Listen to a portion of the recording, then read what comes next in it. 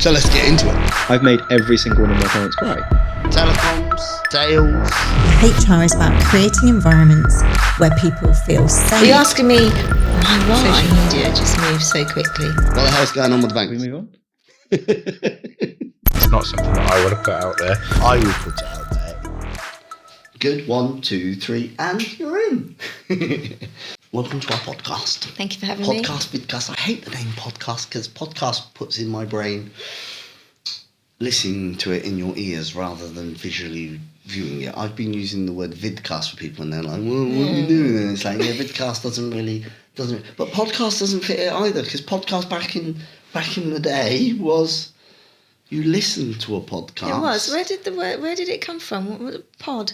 Obviously, cast is broadcast. Where's pod iPod. come from? Because you listened to a podcast on your iPod and didn't have screens. They had Viscast. No. Viscast. No. Visual. No.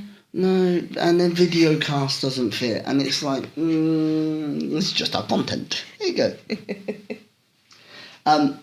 So you're in social media. Yes, I am. Social media guru. No. What do you class yourself as?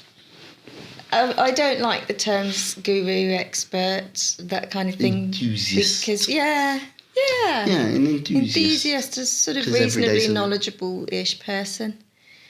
And every day's a learning day. Of course, you never stop learning. You should never stop learning, especially with social media. It just moves so quickly. Yeah, it changes nearly about as much as IT changes. Yeah, and since Meta got hold of everything, it's just ridiculous. How do you keep up with it? So how do you keep Just have up to with keep the doing changes? it, keep using it, keep dipping in, keep reading, keep watching, keep listening. Every day's a learning day. Yeah. But to be fair, the majority of my clients don't need to keep up with it to be right on the ball because they're they have a local community. They don't need to be reaching out to millions of people, which is what Meta expects you to be doing, really. Yeah, but then so you work across all social media channels. I've just completed a TikTok for Business course. Nice. But I don't have any clients that are interested in me applying that for them yet. Okay. It's I know where to come when Chris. We know where to come when we want some additional TikTok knowledge. It's not that I would produce the content in the same way that I produce content for the other channels. That would have to be client driven. What bit do you like about it the most? What's TikTok the or bit? No. social? So what you do social media wise? You work with varying different businesses. All my clients are different. Yeah. Across different channels, and every channel, as we know, needs a different tact, different flavour to it, a different flavour to it. Yeah. What bit out of it all do you love the most? What makes Hillary want to do what Hillary does? Core. Are you asking me my why? Yeah, your why. Are you asking me my why? I'm Simon Sinek'ing you. What's your why? My why is reasonably large, actually. Okay, go for it. It does boil down to family. Yep. Okay. And having control of my own timetable, my own diary. We all love that. I don't no longer have control of my timetable, but yep. Yeah. Well. Yep. You've moved through and out the other side. But what I like about it is that you can use it for whatever you want it to, whatever you want it to be. You can make that happen. If you want to be all singing or dancing and show yourself in videos, you can do that. If you want to be quietly just putting out nice messages, you can do that too. You don't have to be, a die cast of what everyone else is doing. Yeah, the one box fits all scenario. Yeah, which and because it's ever changing, Instagram, Twitter, TikTok, pretty much in the moment these things are happening right now. Micro moments, to use a common phrase. It's not like a website. It changes all the time, and you can be this on that day, and you can be that on that day, and you share your personality. The website shows your business, your ethos, your whys. Yeah. And your social media gives more insight behind that, into the person, the people behind the business and what drives it. And from the bits that you do, so you do case studies, you do blogs, you do articles, you do social media short posts, tweeting, even though I know you don't like Twitter. Yeah, I know. What bit of that do you enjoy most? What bit gets your juices going? The creative juices. I like it when there's a strategy behind it. So everybody's thought processes are aiming towards one common goal. Mm-hmm. So that if I'm writing a case study for a client, then I know that can be turned into a blog with more interest. Yep. That can be, it can be an interview with the person who is featured in the some short form, and then you can content. break it down into little posts for whichever platforms. And I like using Canva.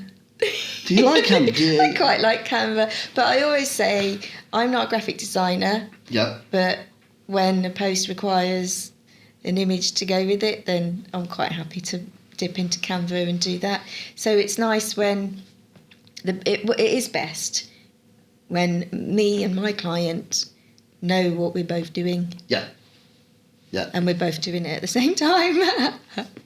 Yeah. That I can see how that helps. Yeah. So that brings me on you using Canva or liking Canva. I take it you've heard all the hype over AI technology. AI technology. Have you heard about ChatGPT-3? No. So you should, yeah. Because of you.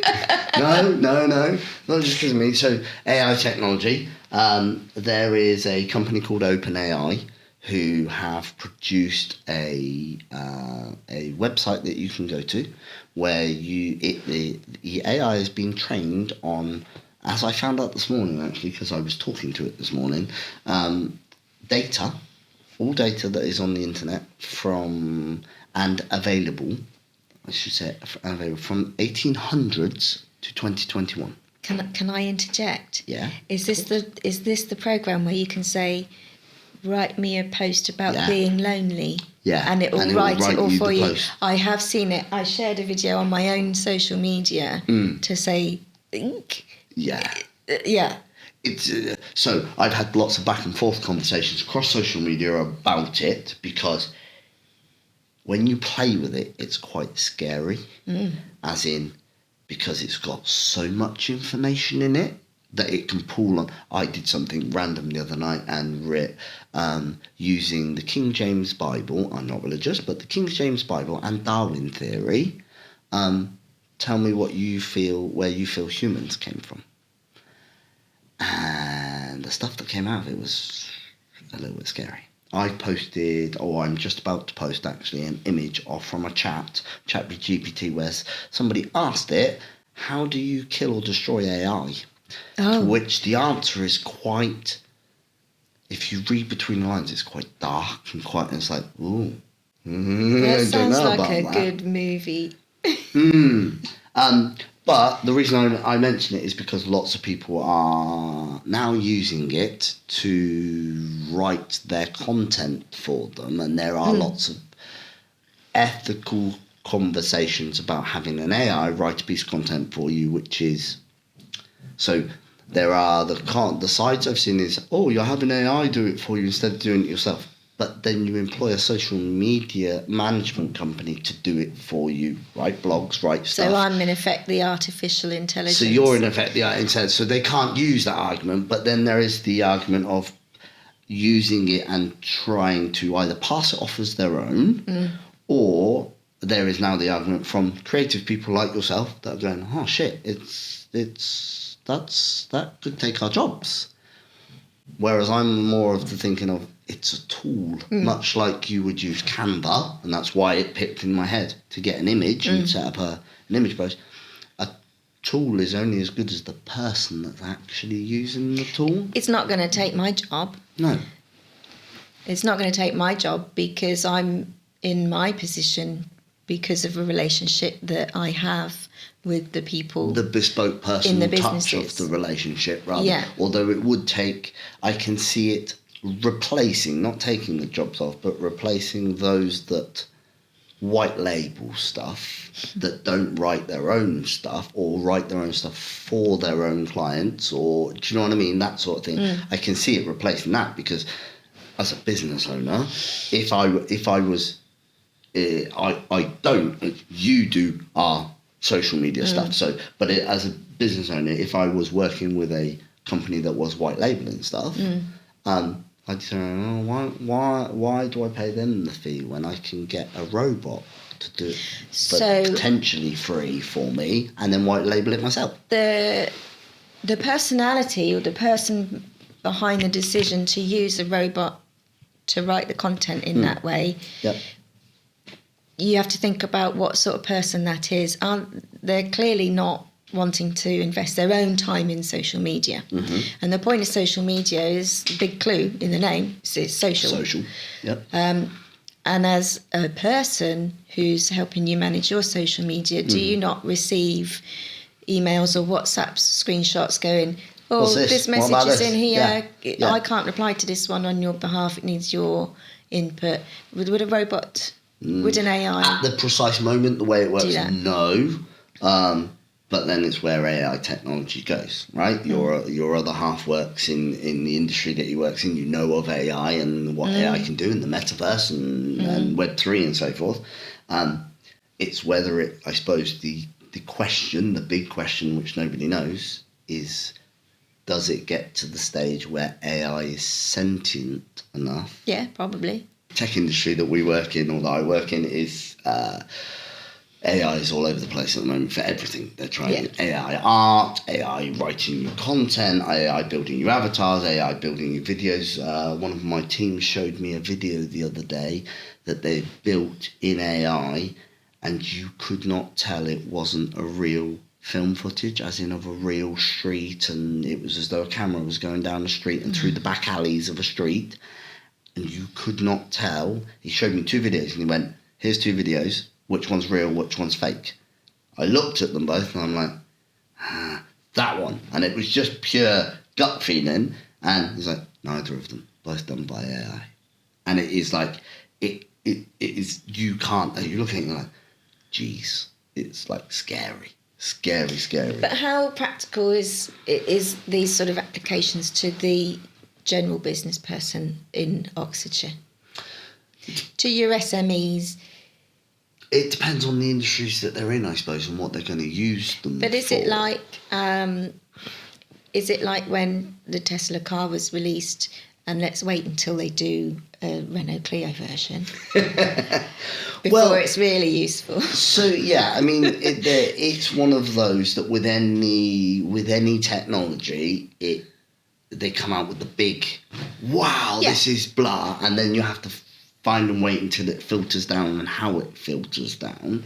At the moment, it's so new. I think so. We've obviously been playing with this chatbot and trying to push its buttons and see what we can get out of it. Yeah, because that's what we do, right?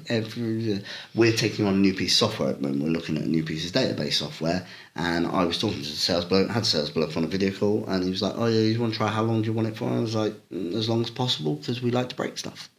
And I like to push stuff to the limits to find out where it's back. And I think it's the font of knowledge. We did a post recently. I've got a TikTok little image of Microsoft have just invested $10 billion in this company that has produced this AI chatbot. And I posted a little image over it being the death of Google, because you ask it a question, it gives you the actual answer and instructions on how to do it. It doesn't just say, I found this on the web. Exactly. And that's the thing about where it's going at the moment, is the thing of, you go to Google and you search something because you need a piece of information on something, it will give you 50 million different websites and stuff that you can go to. 9 times out of 10 with Google, so you get all the sponsored crap first, right? Which probably doesn't have anything to do with what you're actually trying to Can search I just for. go back on that? It's not all crap that's the sponsored stuff. Google ads are No. really... You get me wrong. Google ads can be very beneficial. You get me wrong. Okay, so Yeah, I get it. You get your ads. you get your first. ads, and then the reason I reference that, and I personally reference it as being crap, is because I have to have or send cease and desist letters for people using my company's wording, keywords, as in the Computer Clinic Vista, to get themselves at the top of something, and that's not who they are. So okay. So I take that back. It's not all crap, right? Not all crap to all the Google pay-per-click people out there. It's not all crap. But the actual search results, you have to dig a while to get what you want, and then you might have to read through a few different forums or a few different articles to actually, and then it's not quite what you want. But have you noticed though? Oh, it's been quite a few months that when you do ask Google a question, that you get that little piece in a box that seems to be the most concise answer to your actual their attempt at using AI to. And then underneath you'll get versions of the same question, slightly different. Yes, because they are trying. So, according to all news, when ChatGPT, is what it's called, came out, and they did a very intelligent thing. How do you train an AI? You give it free to everybody and let everybody else train it, because they ask all the stupid, all the intelligent, all the mundane, all the really wild questions, and it's learning. Regional accents. Exactly. So speech impediments. Yeah. So they've got to learn that. Yeah. Okay. So it's got to learn all of that. And how do you do that? You give it free to everybody. Give it to everyone. So according to all the news, and I don't know if it's true, Google hit the red button to go, crap, we're behind the curve. And Google have rushed out their first... Who owns the AI? A company called OpenAI, and Microsoft has a $10 billion investment, which gives it a 49% stake in the company. 49. And Microsoft CEO has already announced on his LinkedIn earlier this week that they have already integrated it into their Azure AI technology, and it can now be used in some of their products. And you love it, Azure. Oh, we love Azure. And by the looks of it, Microsoft's going to integrate into everything. Word, Outlook, Excel. So you imagine you're writing an essay in Word and you need a relevant piece of information, or an essay, I say an essay. You're writing a case study or a blog about, let's pick something random, dinosaurs, because I know you don't work with anybody that's a dinosaur, right? So, or a dinosaur company. So you're writing a blog about dinosaurs. I work with a few dinosaurs. Well, we all do. You're writing a blog about dinosaurs, and you can click a button and ask a question about a relevant piece of information that you require that you do not have, and it will go off, pull it, and put it into your blog. How handy would that be? It would be really handy, but you did use the word essay, which made my brain go to my daughter who's at university right now. I had this argument on LinkedIn with somebody I presume is a professor or a teacher. And somebody posted about this.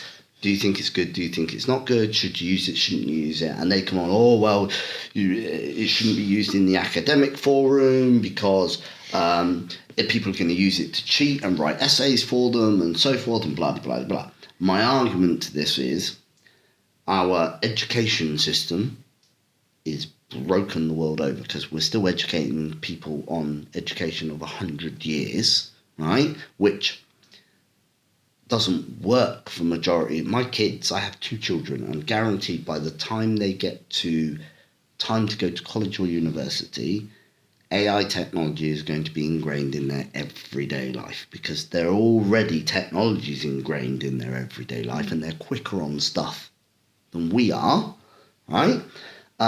So my argument with him was, so there's a lot of, and this isn't everybody, I'm just generalizing, but there is a lot of teachers out there that are required to use, or they have to use Google in order to grade their pupils' essays at the moment because the essays go over their own heads of what the children are writing about.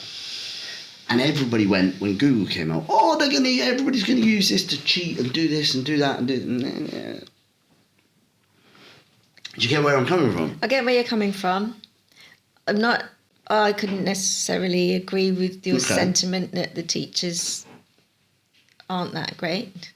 No, but I get that the structure that they're working to is not that great.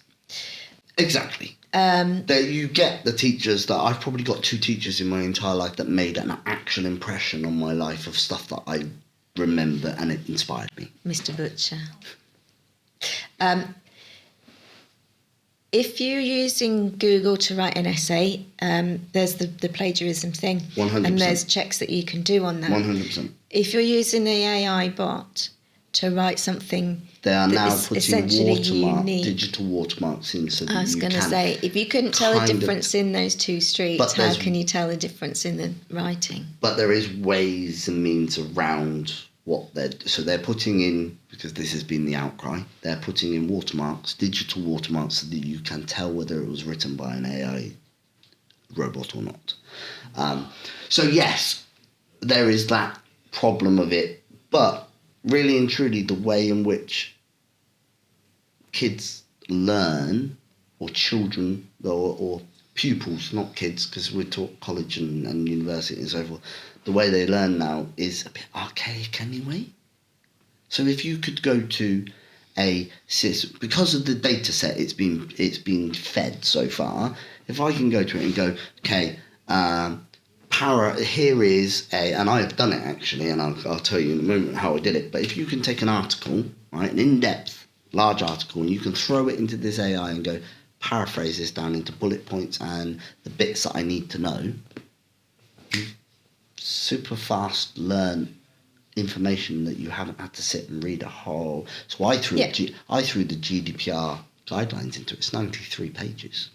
I went, and it's break it down to me in headers and paraphrase it for me in short, concise couple of paragraphs so that I can get. And it did it. I wonder what Regina and Kelly would think of that. Well, no. Yeah, hey.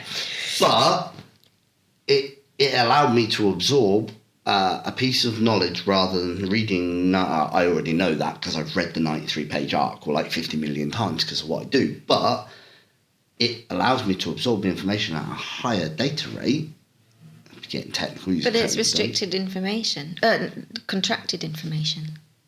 It is, but it gives me an overall gist of something. So if you think of it... So what do you do with the overall gist of the information when somebody needs clarification on it? You will refer to the larger document. You would refer to the larger document, yes, 100%. But I can see the use cases for somebody whose day is majorly busy and is broken down into 15-minute segments, which is kind of where my day is now going. It gets broken down to 15-minute segments. I need to know about stuff, but I don't always need to know about the in-depth stuff because that's what my team's for. And it's not usually me doing a lot of the stuff. Do you get what I mean? But I need to have an overviewing understanding of everything that's going on. The tech industry moves fast, like yours does, right? So if you could take an article or wherever you pull your additional knowledge of social media, so tech industry, we pull it from different tech sources, legitimate tech sources. If I can take all of that and condense it down where I can get an overview that I can read on my phone in one of my 15-minute slots, and I've got an idea of what's going on at this precise moment in the tech industry, that helps me be a step ahead of everybody else that's sat there having exactly to read. What I was just thinking, because I need to know enough, but I don't need to know all. And then but anything you do, you can then go and investigate. So if you've got, let's say, there's a social media feed that comes to you and it gives you all of the changes in the way the algorithms work on social media, because they change every freaking 5 minutes, on their changes in the last 48 hours, let's say, and it's a big set of information, but you can have that concise down so that you can read it on your phone and then go, all right, so actually this week I'm working on Facebook, so for a lot of my clients, so I need to go and investigate that bit a bit more because you know about it. rather than having a big... There's too much data out there, right? There's too much. Yeah. There is too much data out there. Information overload. Yeah, exactly. That's why I unplug when I get at home. And I literally turn off digital stuff and try to walk away for at least a few hours because there's too much. And it must be so if you're going to go and do a case study or a blog that you've written recently for any industry, there's a lot of research that goes into what you do. Right? Yeah. Because if you're working for a plumber, you're not a plumber. So there's a lot of research in what you do. Well, okay, you might have... I've just written a website for an energy company. There you go. Okay, Yeah. right. I'm not a plumber, I can agree with that. Exactly. But you that's not what you do. So you have to go and research, right? Yeah. And ask questions. You Yeah. speak to them like you do with me. You ask questions. You speak to me. There's research involved. Yeah. But there's too much. So there's too much information. So if you Google, right, give me something you've written recently that we can talk about. So any industry, any... Okay, so, well, let's talk about renewable energy then. Okay, So it started with not even an old website, in fact, because I don't think that they were happy with any of that. But it started for me with a set of data, keywords. Okay, yep. So keywords have two purposes. Yep. One, to tell Google that we're talking about what people want to talk about, and two, to answer the questions that people are asking Google. Okay, And Bing and blah, blah, blah. Perfect. So I start with a set of data, and I know that I need to include those keywords. So you have a main keyword, which answers the algorithm's requirements. And then you have a bunch of secondary keywords that you can stitch in to the rest of the wording throughout the page. Perfect. And you can use it in titles and headings. It makes it more important if you do. So that's where I start. So I've already got a good set of data to know what I need to talk about, and that's what I need. I need to ask the questions, and I ask the expert. But then when you go... I ask the business owner. When you go and put that... So the business owner then downloads you with a load of information. He tells me what he wants people to know. Okay. And then when you go and put those keywords into, let's say, Google or Bing or into... it will give you back a massive information. It does. Yeah. Then you need to figure out... It gives me a lot of the same information in different ways. So I have the experience of the person. I'll go back to the person behind the business. So I've had a Zoom with the business owner, and I have recorded him speaking. So I know his mannerisms. I know his tone of voice, his flavour, if you like, and so I can apply that to the reams of information that Google has returned to me. It's like, take all of this, paint it with him.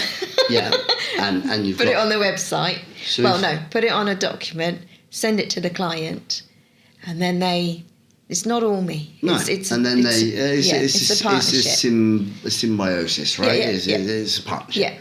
But if you could take all of that reams of information and concise it down to the most important stuff, and then paint it with the owner's style. But that's the bullet points that the person has already given me.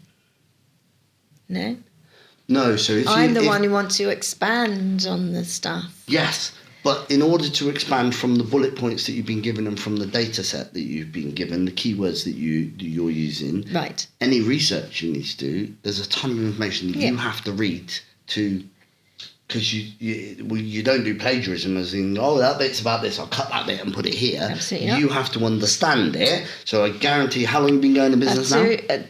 Just over 2 years. Okay, so in 2 years, across your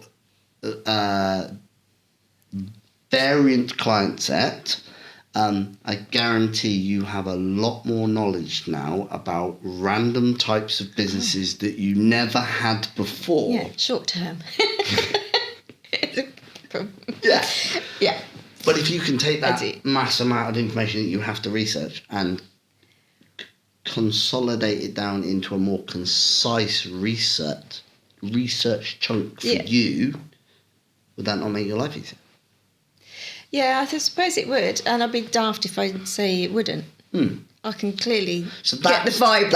No, it's not a vibe because everybody has their own opinions on it. But it's that I look at its use cases and where it can be used and how it should be used rather than a replacement for people. Maybe I'm the dinosaur. Use it as a tool to be able to give you, I don't know, maybe you're the dinosaur. How do you get to that analogy?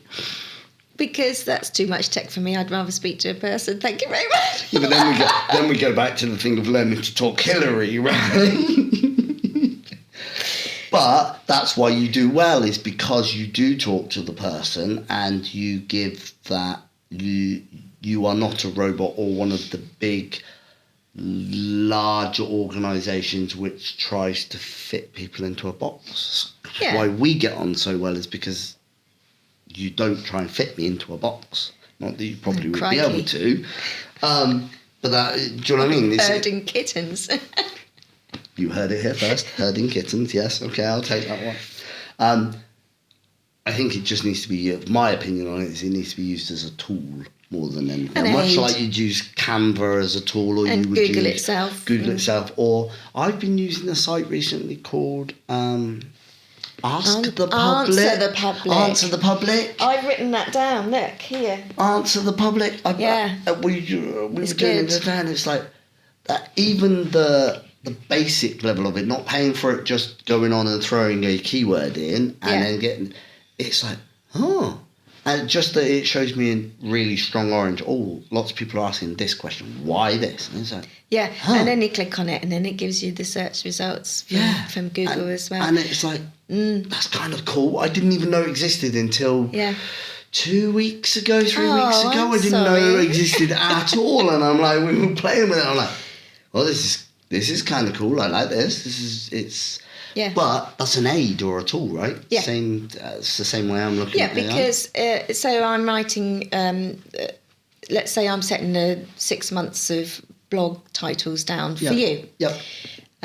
I don't have a business big enough that I would be your client. So I don't have those questions that your clients have in my mind. Yes. So I would find it a bit tricky without speaking to you.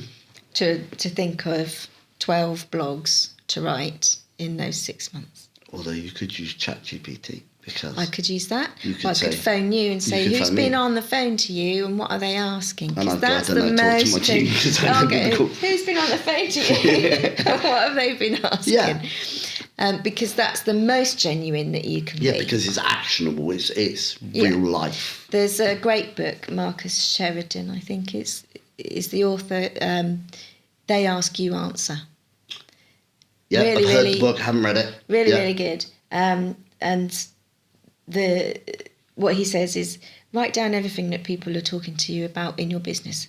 Anytime there's a phone call, anytime there's an email, just write down the questions that they're asking. And then rephrase it. And then do it again. And then answer it. Shuffle them around. And there's your blogs, because those are... It's not robots that are asking you questions. It's people with genuine IT problems. Yep. It's the Hillarys out there that are going, can you just say that in English, please, so that I can understand it? And that's how your business will flourish. Yeah, because you're answering the right questions, right? You're answering the things that people are actually asking. Actually need to know and want to know. Yeah. Okay, so with that, where's the attention at the moment? Social media at the moment. If you're, let's talk small businesses, SMEs, right? Yeah. So for a small business, there are too many, because I know this myself, there are too many social media platforms, and unless you've got a professional managing it for you, or you're big enough to have a department to do it for you, which, let's face it, a lot of businesses aren't. For the small businesses out there that go from the one-man banders up to the smaller businesses, 5, 10 staff, that their staff are allocated to do what they need to do, where's the attention? Where's the thing that they they should all be thinking about. So is it TikTok? Is it LinkedIn? Is it Facebook? Is it, do you know what I mean? It is what, No, it's what not a have you platform. found in your experience where it works? The attention well? in social media shouldn't necessarily be a platform. It should be how you use your chosen platform. Okay. Or even how you choose that platform in the first place. Quality of content. So that's your content or stuff that you can interact with. Okay. Okay. So I wouldn't advise that you, just because they're all there, that you should be on all of them. Yep. Choose the ones you like Yeah. in your own time, in your free time outside of business. Yeah.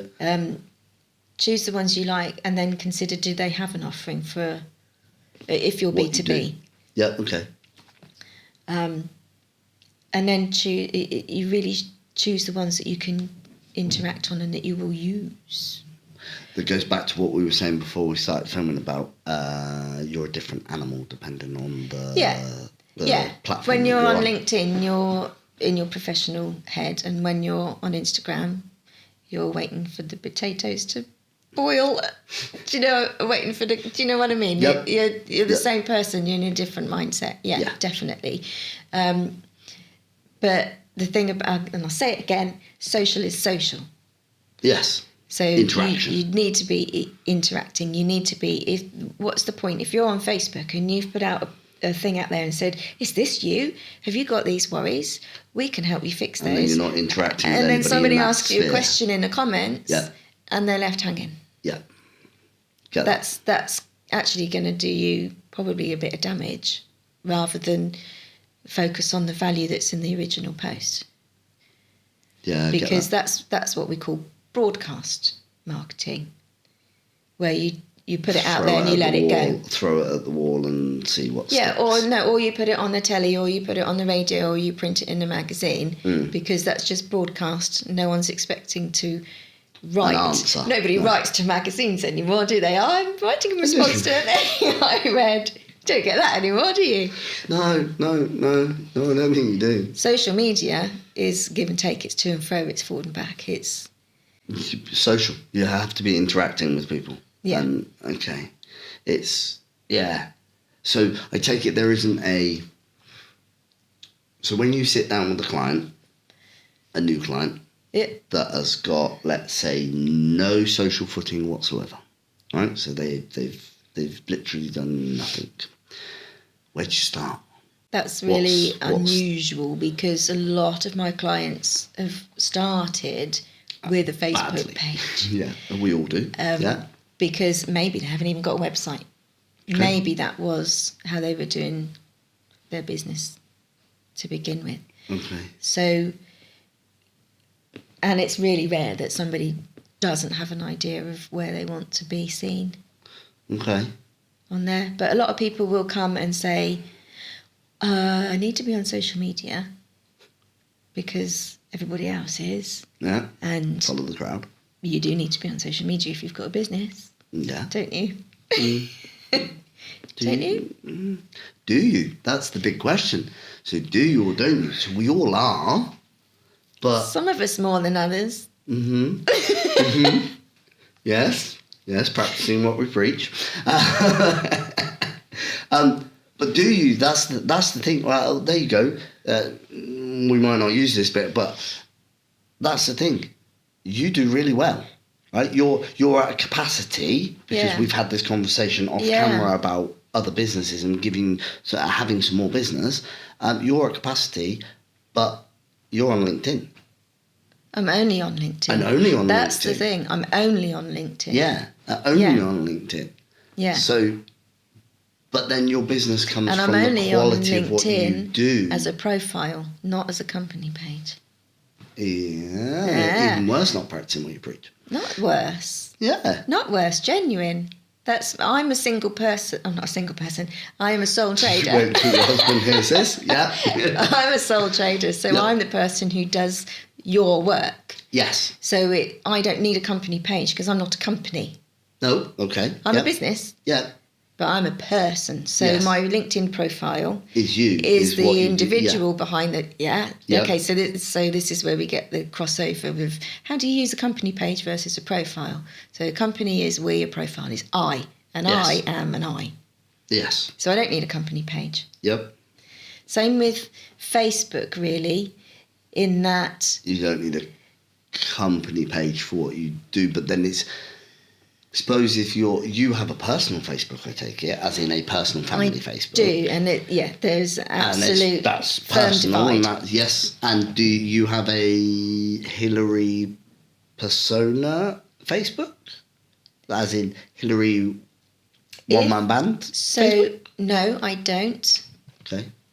It So is I a- asked the question because I now do. Okay. So I've now done the divide. So we have a we, TCCB, Yes, and my yes. other businesses. I have a me, as in Daniel, yeah. family, friends, everybody else. And I also have now a I am Daniel, which Mm-hmm. is my Personal brand. personal brand. Yes. So you don't have a personal brand Facebook, as in a carbon copy Facebook. Yeah. But you do really well. Yeah. I So do it because goes I back to the connect with question, people. Do you always, exactly? Do you have to be on social media if you've got a business? Yes, Why? to connect with people. But you connect with people without being on social media. I'm on LinkedIn. So you should be on one thing. At a minimum, you should be I on one think thing. because so the way I use LinkedIn, it's an extension of face-to-face real life networking. Yeah, which you're good at and you like. Yeah, which Yep. I enjoy. Yep. If you don't enjoy it, if you don't like going networking Human beings. face to face with human beings, there's a lot of people that prefer to connect with some sort of a distance. My stuff. Yeah. Then social media is good. Okay. No, you can reach out to your customers can reach out to you, and you can respond to them without having to speak on the phone. 100%. You can extend your services to weekends. And let's go back to the little chatbots things. Yeah. On Facebook Messenger, for example. Yep. I work for an animal charity, and lots of people go to their Facebook. I've got a problem. I think there's some abuse happening. There's a cat or a dog or something in trouble, and they want immediate answers. They don't want to Google the contact details for RSPCA and da-da-da-da. Yeah. Because they use Facebook. That's a time where it's very, very useful to be on it. Yep. We use an automated message in response. If you suspect abuse, it's not a local branch issue. It's an HQ thing. Yeah. Here's the phone number. Phone them now. And you get it all the time. When you phone your GP, do you need to phone get a bloody 999 GP or do you need to nowadays. phone? Exactly, Yeah. because can you go to your pharmacist? It's an automated thing. Yep. So it can be very useful to be on To help social them. media to help people that need you in a hurry. Yeah. Like if it, for an IT company, for example, you could put in your have you switched it off and on? I did a video recently On about how to it, clear in your but actually, cache, yeah. you'd be really thinking that actually doing a restart Yeah. clears up, because people don't. So my engineers now, when they go on a computer, if a computer hasn't done a restart in a minimum of 7 days, they will force the person to restart the machine before they'll even touch it, because you have to clear caches. You have to do. Yeah, exactly. Even I know that now. But that's how it can be very useful to be on Facebook. Facebook is more of a B2C, a business to a consumer. Yeah. So if you deal with the domestic residential clientele, then it could be more useful to you than if you're trying to approach other businesses. Where it's good for businesses is that you do have business groups on Facebook, which you can. Normally they have rules on there about when you can post as well. So you'll have a residents association, and then if you fit in with that, I'm very happy to have a conversation. Contact one of the same. Here, Yeah. Click the tag and contact get to us. the page. Okay.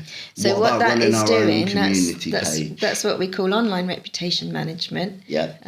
It's keeping you visible, and it's educating the rest of the people in the thread and anybody else who would be jumping onto that thread later, because there's a search function in groups where you can look for that, like a lot of as you get broadband questions, mobile network questions. So you can type that in and you'll get anybody who's asked that question. It's really useful, and you'll see all the answers. So anybody else that's tagging into that or jumping onto that thread will see your response as well. So you're educating your community. Like it. What about running a community page of our own where...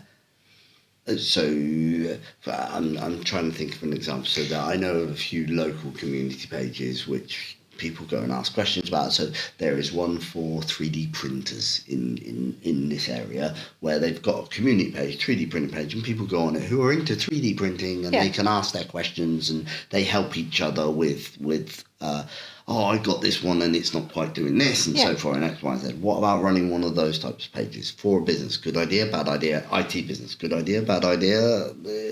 That doesn't... the 3D printing one, that is more of a forum of enthusiasts. Okay. As opposed to... a professional company running a community page to answer questions. Yeah. Okay. Because is that not what your Facebook page is? Oh, I suppose so. I didn't look at it in that. So if you community group for building a community, for example, I have a yoga class. I go to a yoga class. I drop things into there. I say, cool, that was a good class. This move really got me, Yeah. And the owner of the business isn't necessarily there. Yeah.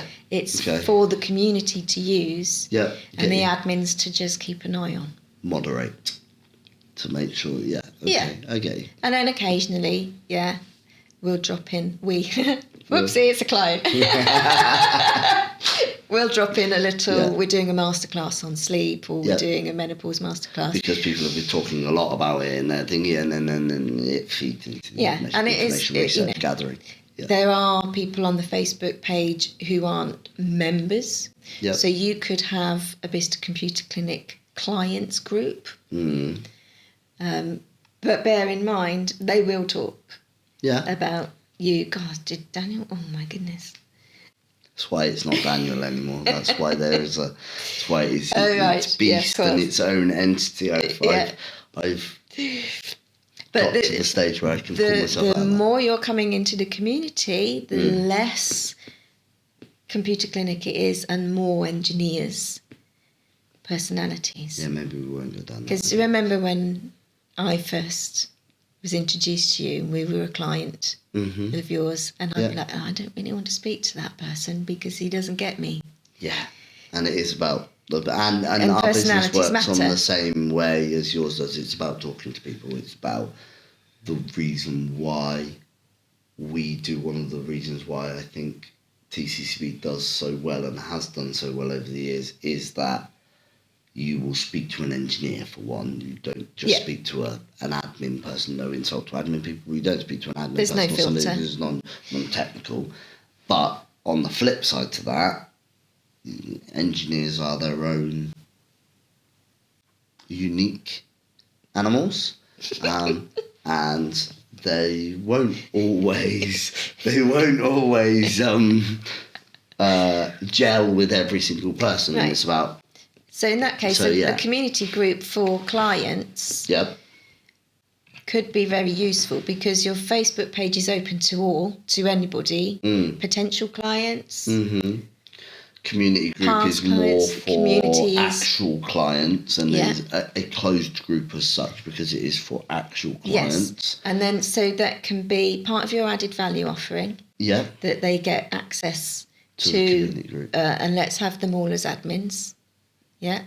All your engineers in there as admins. Yeah. So anybody can jump in. Oh, I know that one. I've been dealing with him. I'll chat with her. Blah, blah, blah. Okay. So that's part of your added value offering. And also, when you do have things that are specific to clients' offerings anyway, then you've got your. So if you segment your emails for clients, similar content, segment it between the Facebook public page and the closed Facebook actual closed client business. group. I like it. See, things I didn't. My brain didn't even go to that way. So, But also, the other side of groups, joining another community group as a company is not so easy. So when you were talking about having a Facebook profile, which is a personal brand, I am Daniel Reeves, yep, can join the groups yes, easier. So you could join, I don't know, Bicester Residence page, I don't know. So you could personally reply, whereas it's, yeah.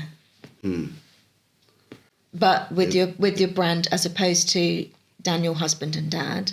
yes, no, because that is Daniel now aiming business owner will be able to see. reply. I think that's the problem. That's what me personally, I'm attempting to do across Facebook is to split Daniel, home, dad, that side of things, family, from everything else, because it's that Daniel that gets tagged in everything on Facebook, because thankfully to my friends and the contacts I had, they tagged me in stuff, and that was but I don't particularly want the entire world knowing. Do you know what I mean? It's splitting of that not persona, because I'm still the same person, but I'm trying to split the business and the personal, and the availability of that business and personal down two ways, because otherwise, that's one of my personal problems that I found on Facebook was because it was, this is my profile and I'm associated to this company, and then people tag you in stuff, and then because you might be on Facebook at 11 o'clock at night personally on Facebook, chatting with family or checking up on stuff that's going on, and you're getting messages in that is not personal, it is business related, and it's that division. That's why I think Facebook never really gelled for me, and that's why now across all the other social platforms, I just have my persona, not me. I'm just going to boil that down to the fact that your Facebook notifications list is not what you want to see there. It's getting clogged up with... My current Facebook notifications isn't too bad because I opened it last night. My current Facebook notifications, hold on, let me just flip back to the right profile, is a lot. Right, A lot. But all I'm read, so say 50% because of none those... of it is family or personal. Okay. It is all me being tagged in something, or it's something random that is not personal to me. So those people that are tagging you, are they aware of I am Daniel Reeves? They soon will be. Because I am Daniel Reeves is a new thing. We need to get them to switch over to being, because that's being a friend, not liking or following, because it's a profile. Yep. Yeah. So you need to befriend all the people that are your friends that are tagging you in those community pages. And get them to tag using the other thing. Yes. Okay. So I have a couple more questions for you. So how do you, because this is, I would imagine you have to do this, is what's the best way to elevate the mundane? So if you've got a subject matter that is really mundane and really... I don't know, I've been trying to do that for you for 2 years. Love it. It's brilliant. Love it. How do you make it exciting? Yeah. How do you make people care? Because we struggle with that. IT is not exciting, right? A lot of the stuff, wowy stuff in IT that comes out is yay, wow. But the day-to-day IT is not exciting. It's boring as shit. How do you... And there's lots of companies out there, plumbers, and I harp on about plumbers, it's only because I know a few, but plumbers, electricians, but I'm not talking about the electricians that are doing like putting in really cool EV chargers or doing massive like the day-to-day going and changing a socket, doing a light bulb, do you know what I mean? That sort of stuff. How do you elevate that to make it interesting and appealing that somebody is going to pick, because there's lots of us out there, you over somebody else. I struggle with that. Okay, so it's a question from me as much as it is for anything else. So there's I'll probably get the phrase wrong. It's like disrupting the pattern. So TikTok does that a lot. So the pattern, we all know what generally a Facebook news feed looks like. Yeah. All about the same. Yeah. But when you get the little suggestions of reels that you might want to watch. Yeah. Yeah, you stop. That's broken the pattern. So you need to be disruptive in the... I don't like the term disruptive, but it's true. Really, it is being disruptive because it's one stream. There's a I can't think of the cartoon. I have children, so I watch cartoons, obviously. But there's a cartoon where an animal walks over a line of ants that are going across the ground and up a tree, and at the top of the tree is a bird eating every single ant that is coming along. The animal walks. Hey, it's the Gruffalo. It's the mouse. Walks across and he moves. He disrupts the line by moving one of the ants the opposite way. The whole line goes that way. It means none of them are getting eaten by the bird that's waiting at the top. It's being disruptive, right? But how do you do that? How do you be disruptive? Because you've got to take something that everybody is like, and I'll use IT so that I'm not roughing on any other category out there.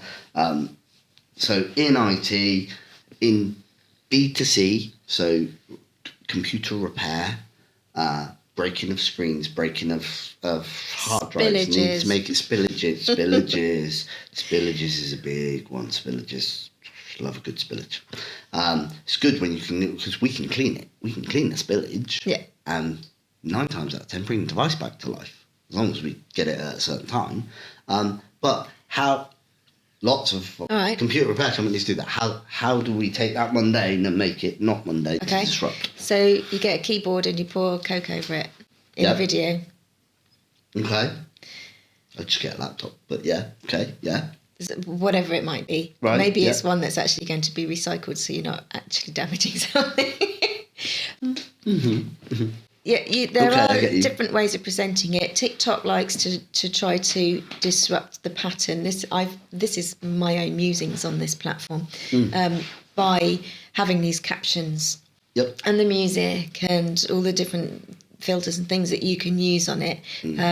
But it has that video that you create when you pop that on to a different platform disrupts that pattern. TikTok itself has got this crazy, bizarre pattern in its own. And it's not necessarily disrupting or catching your attention because everybody's doing it all at the same time. But when you take that style and throw it somewhere else, everybody goes, oh, hold on, that's a bit weird. When you pop that one onto Instagram, you can see that it's been made in TikTok because the graphics have got a certain style to them. There's a certain sort of look. To them, that's not the same as Instagram. So that's disrupted that. Disrupted the Instagram pattern. So that's going to get people's attention. But then you've got that's going to get them to pause. Yep. But then to get them to read, to get to the end, they just need to be telling them something they want to know about and they want to read about.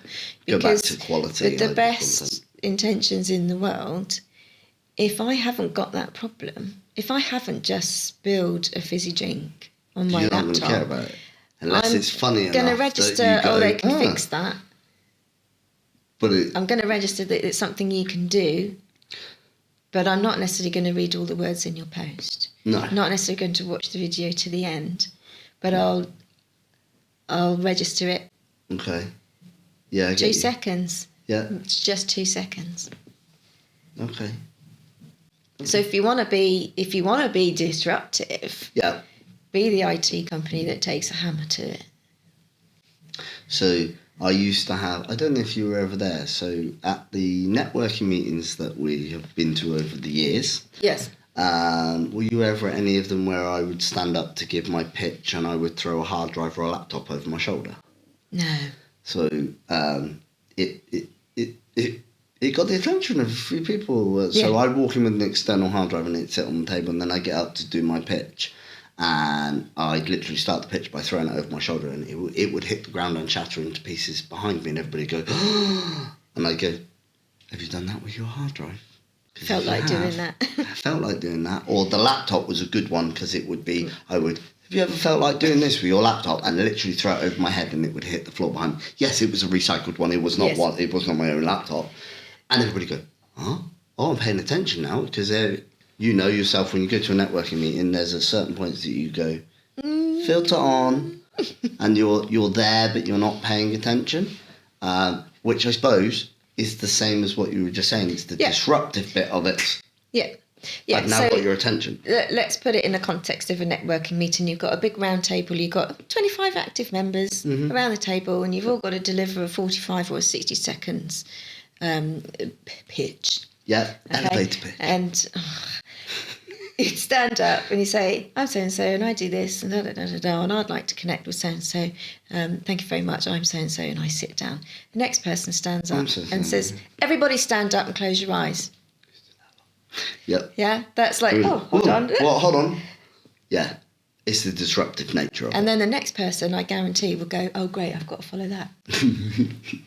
Which is always the standard joke, isn't it? When someone reads a poem, somebody does something that's a little bit different from the norm, then the next person goes, I'm going to have to do something different next week. I went as a visitor to a network meeting that we have both been to that I have not been to in many years, right? And one of the ex-presidents of this networking group was in the room at the same time, and I kind of knew a few people, because it's changed a lot. I knew a few people, I was chatting with a few people, and I was sat down, and we got to the presentation section, and they stood up, right, turned and went, I'm doing it before you. I went, can everybody stand up, please? Because it was one of the things that I would do quite regularly, you saying that. And I was like, you. So-and-so. Yeah, it's just like, because in my brain I had, I'm probably going to do something along those lines, just as a thing. It was like, and he just looks at me and smiles and was like, yep, got it in before you did, because I knew you were going to do that. And it's like, and half the people in the room didn't know who the hell I was, right? Didn't know that I used to be part of that group. Didn't know me from Adam. But we had a bit of banter back and forward. After that, everybody in that room knew who I was, because we'd had that bit of banter. So he disrupted, but I actually benefited from his disruption, which is, it's the whole thing of, I suppose, the disruption in human life against the disruption in social media. But I get what you mean. And the nice thing about it being on social media is that you haven't got anybody next to you who's going to do it before you. Who's going to either do it before you, but they might be, they've already to be done fair. It. Yeah. But you haven't got anybody next to you who's going to have that immediate banter with you straight away. So it's just you. Yeah. It's just you taking the benefit of that disruption. I like it. Okay. Unless, of course, somebody pops into your comments and says, I wasn't expecting that to happen at the end of the video. I know you said you'll never guess what happens at the end, but then, then you get to have a little bit of back and forwards and a little bit of rapport, and unlike what you get on some social media things where you just end up with arguments. Yes, Twitter. Yes. Or you watch Elon Musk's arguments, because they're even funnier. You read some of his arguments that he has on Twitter. I sometimes start reading them and I'm like, man, you can tell that these are people that do not know, because of the sheer insults, but the intellectual comebacks that he comes back with. And it's like, you do realise he owns it, right? And you're throwing these... You can just press a button and go, oh dear, your user doesn't exist anymore. He's just bought himself a gigantic playground. Oh, yes, exactly. He's just having the best time. Fair Freedom play. of speech. Do you know a lot of people are upset with Trump being allowed back on. It's freedom of speech. But it's freedom of speech. And as soon as you start curtailing that, then we become different. Non-political, non-bias on either side. It's just freedom of speech, which is what we all live on. It's having freedom of speech. I can recommend a book. Go for it. that I'm halfway through. It's what I call my downstairs book as opposed to my upstairs book, because upstairs is relaxing and silly and downstairs is serious stuff. See, I can't read books at night, because if I read books upstairs at night, it activates my brain and then I don't get to sleep. I have the opposite. Ever since I started reading the wrong children's books. stories, I well, fall yeah. asleep before they do. Anyway, it's called An Immigrant's Love Letter to the West Oh, by okay. a young, this is an interesting combination, Russian comedian / journalist Okay. who as a young teenager moved to Bristol, was sent by his parents to give him the What life place that they thought he have to live. would Okay. deserve. But it was better from where he came from because he had freedom of speech. Well, yes. He moved to yeah. a free country. Yes. And was allowed to say what he wanted and how he wanted and everything. And dress how he wanted. Yeah. Okay. And the women around him were allowed to do the same. And it's a really, really, really interesting read, actually. Because yeah. we do take it for granted. And it's made me think about Jeremy Clarkson in a different way, which I'm kind of annoyed about, but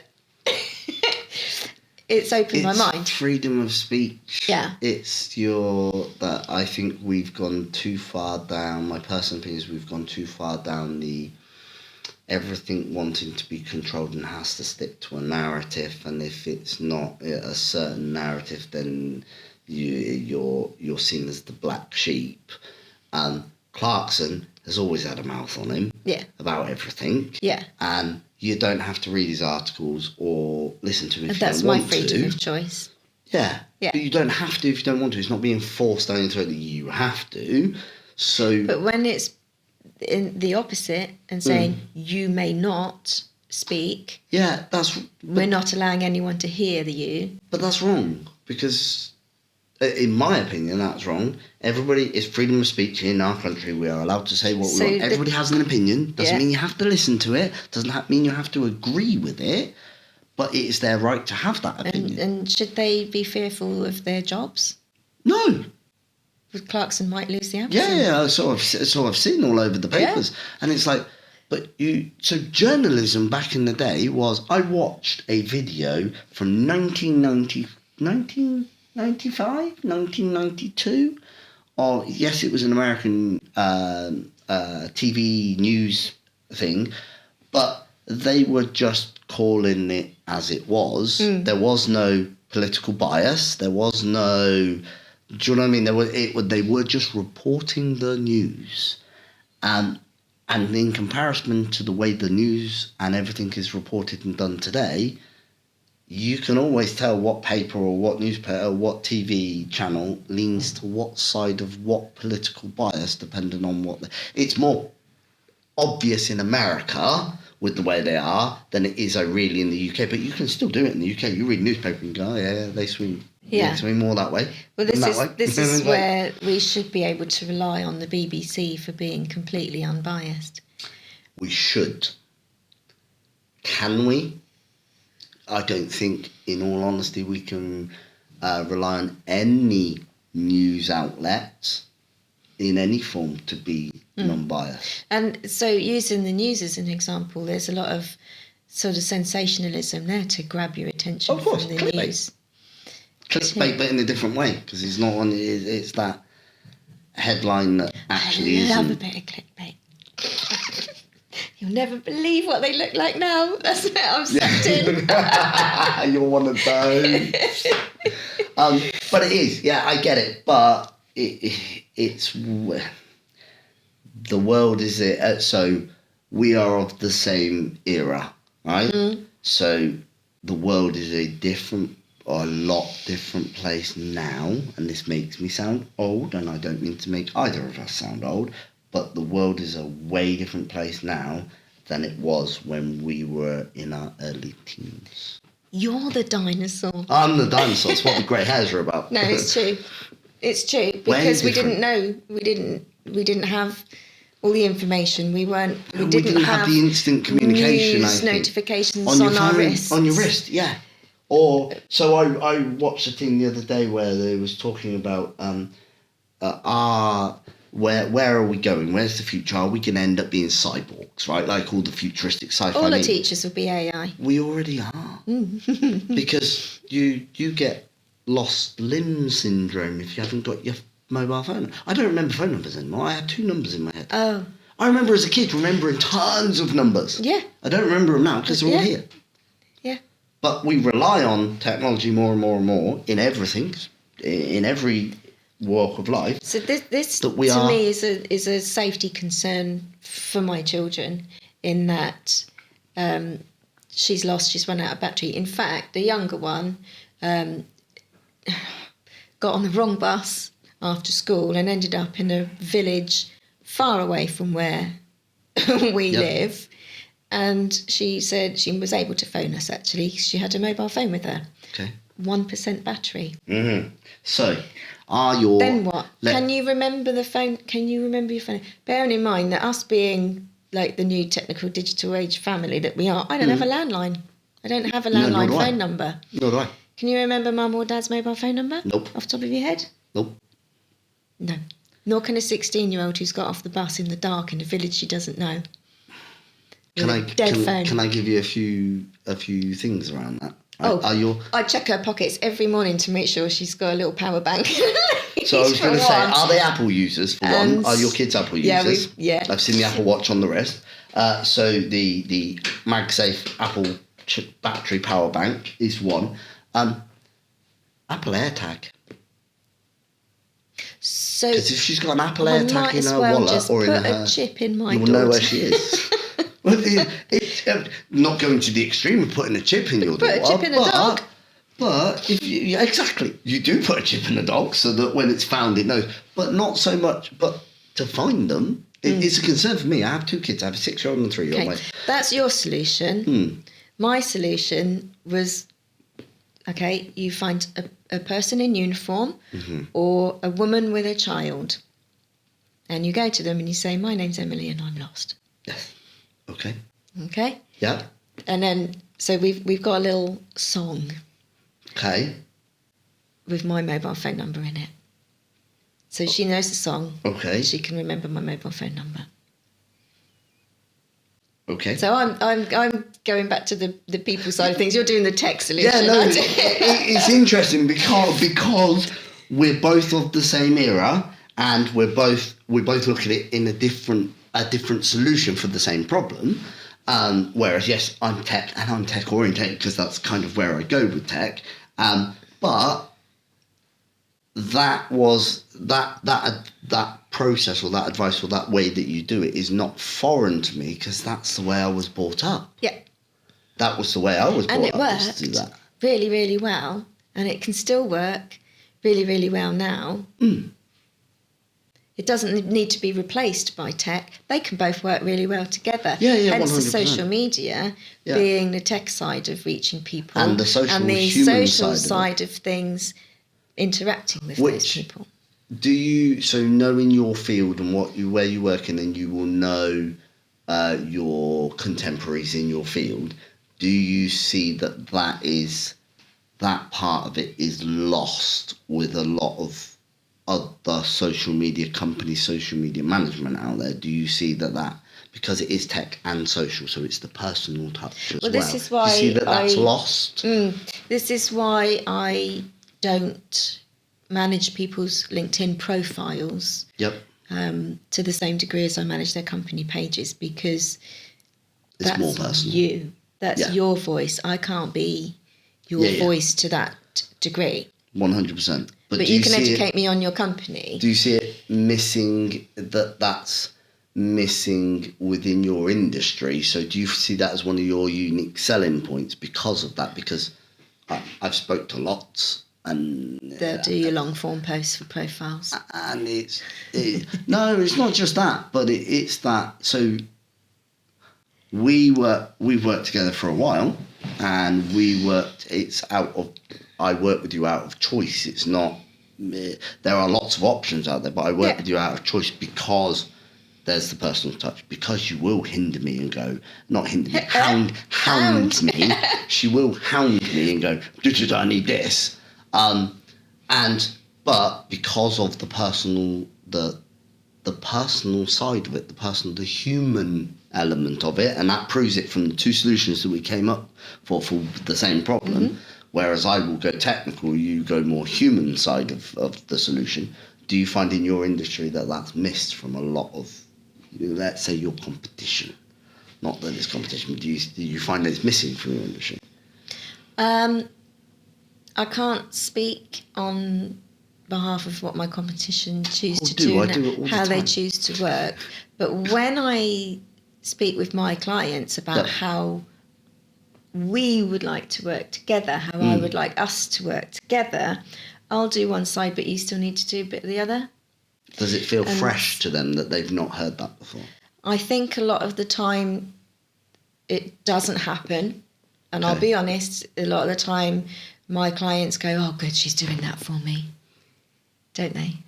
Yeah. It's that. Pass it off.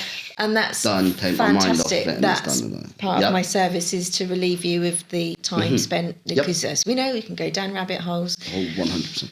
Yeah. So that's absolutely fine.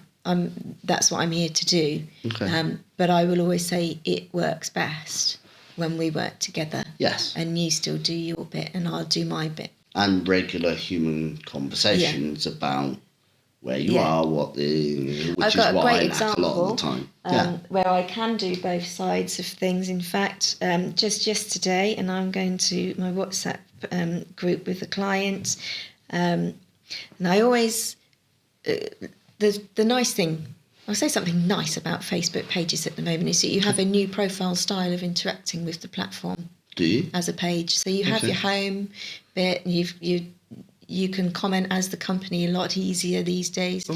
These days, dinosaur. And so I'll always spend a bit of time as the company. Okay.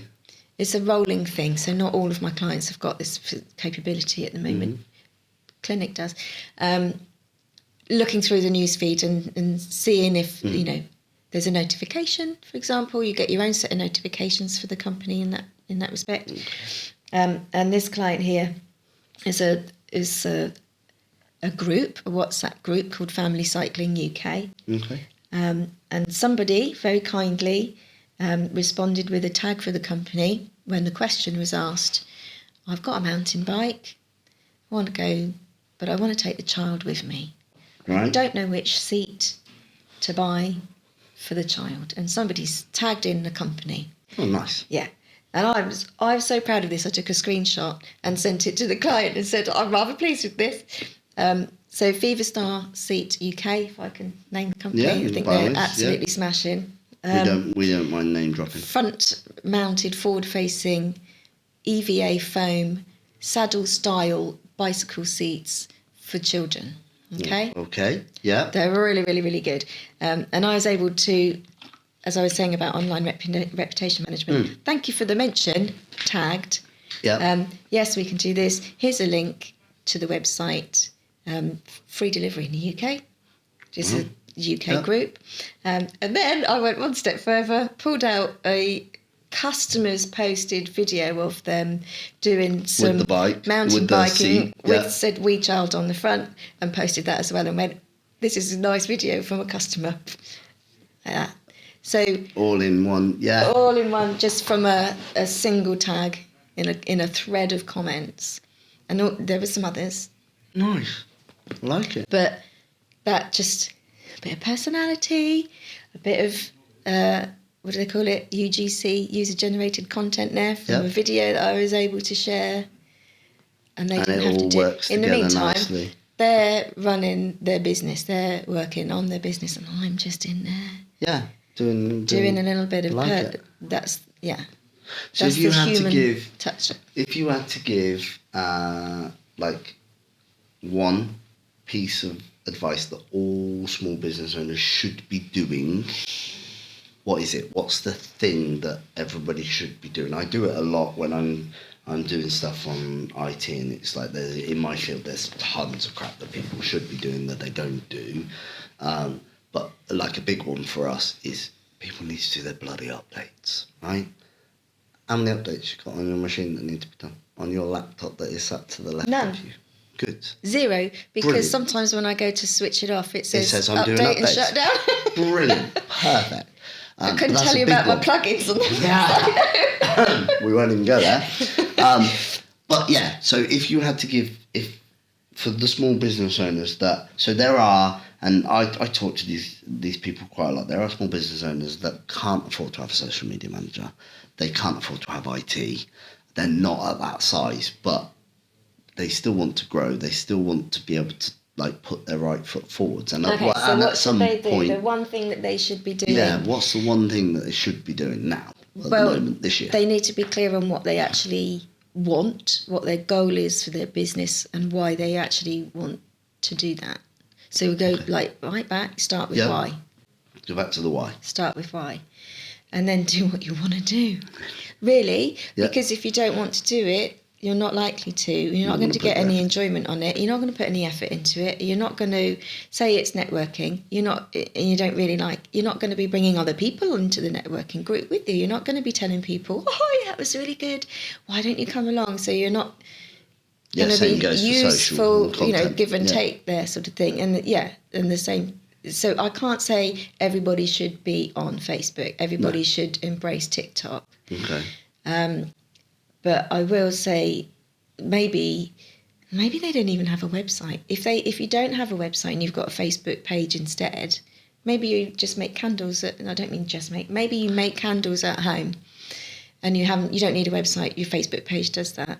Whatever your, let's say, final destination for your customer is to make that purchase, whatever that final place is that they buy from, that needs to be looked after, cared for, well maintained, and nice. up to date. Be that Facebook, be that you're selling on Etsy, be that you're selling a service, or you've got a website, or you haven't, or you're just running off of a Facebook business page, or you're running off of I'm trying to think of something. You've just got an Amazon page, or you've got an eBay store, or you've got something else. Make it looked after, maintained, nice, and usable to your clientele that they can get the information they want to get. Yeah. Oh, Google reviews. Probably want a Google business profile. Okay, Google business profile. Google business profile, Google reviews. Yeah.